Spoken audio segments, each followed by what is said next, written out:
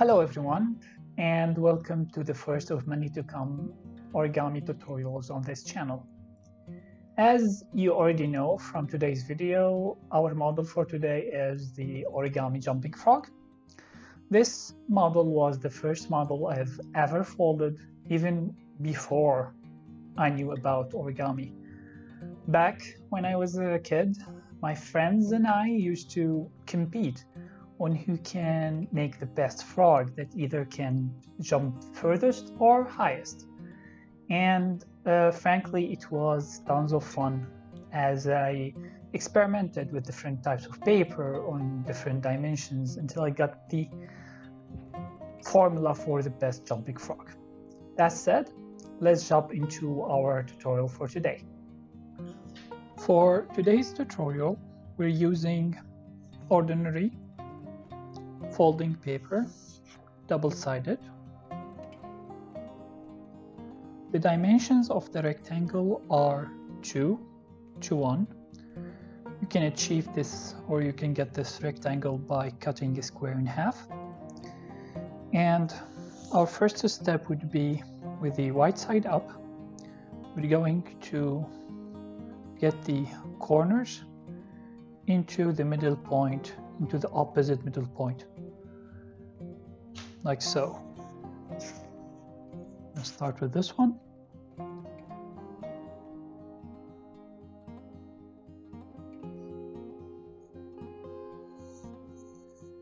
And the other one here.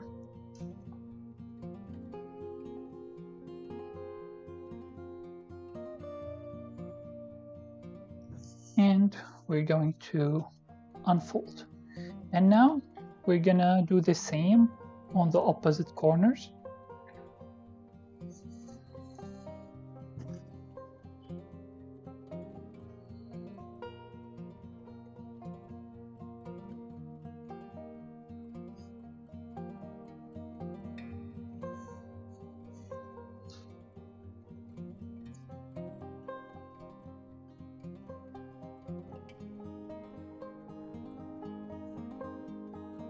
Like so, and we're gonna unfold it again.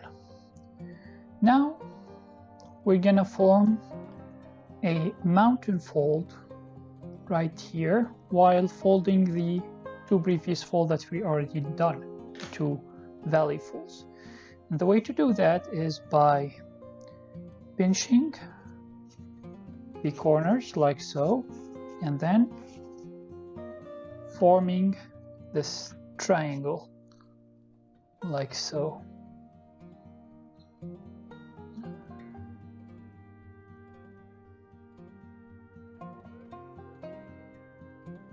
And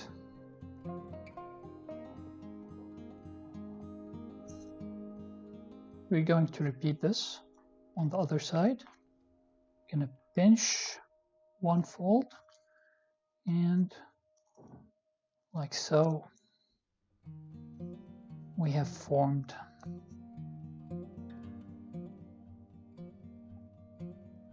the folds.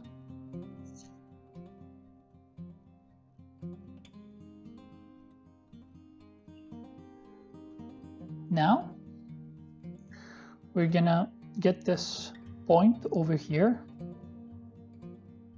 to this point up. And this is also a valley fold. We're gonna do the same thing on the other side. We're gonna valley fold this point, and then outside on the bisector of this here, between this line and this line, so the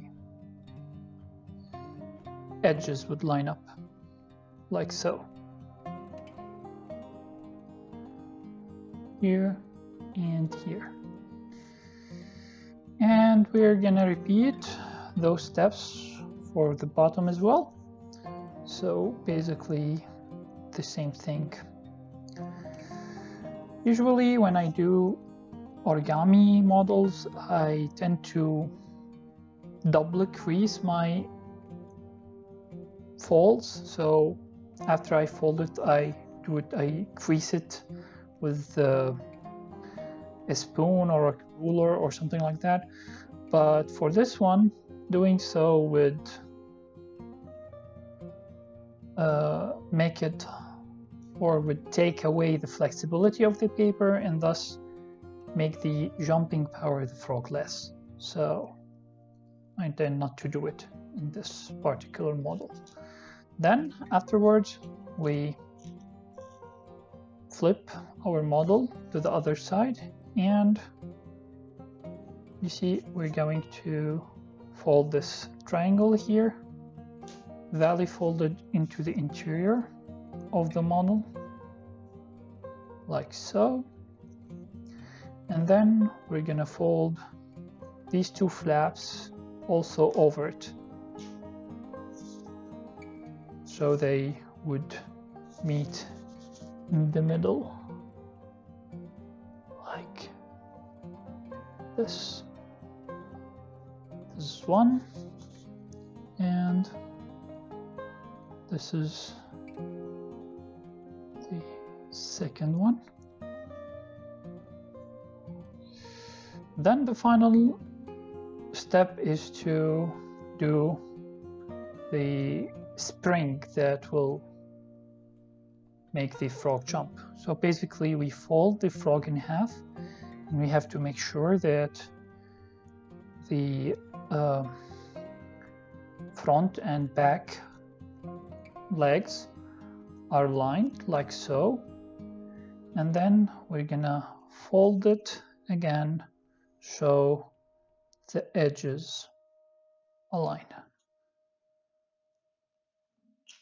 and voila, our final model. It flips and everything. Not every time.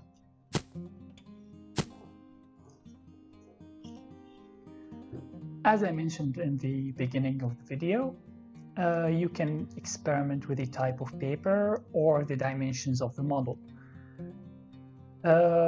So basically scaling down the dimensions or using a thicker type of paper can give your frog additional jumping power. But of course, if you scale the frog down after a certain point, you won't be able to make it jump because you won't be able to flick it.